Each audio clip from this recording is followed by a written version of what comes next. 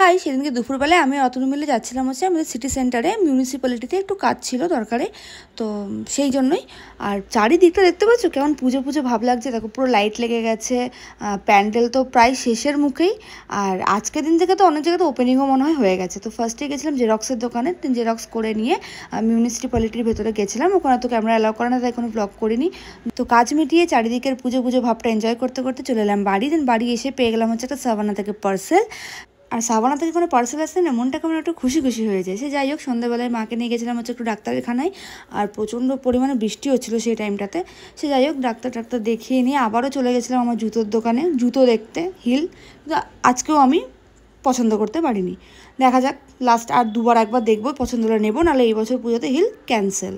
তো কী আর করা যাবে, দেখো এখানে অনেক অপশান আছে, বাট আমার হয় পায়ে সাইজে হয় না, আর নাহলে আমার পছন্দ হয় না। দেন বাড়ি এসে নিয়ে ভাবছিলাম যে কী খাবো তাই বানাচ্ছিলাম হচ্ছে ধোকলা। আর এই ধোকলাটা না দুর্দান্ত খেতে হয়েছিল। তোমরা ওদিকে ওই ধোকলার রেসিপি চাও, সবাই জানো মোটামুটি, বাট যদি আমার কাছ থেকে কেউ চাও তো আমাকে কমেন্ট করে জানিও, আমি তোমার সাথে রেসিপি ভিডিও করে শেয়ার করে দেবো। আর আমার পুজো রিলেটেড শপিং ব্লগগুলো বা এমনি ডেলি ব্লগগুলো তোমাদের কেমন লাগছে আমাকে কিন্তু জানাতে একদম ভুলবে না।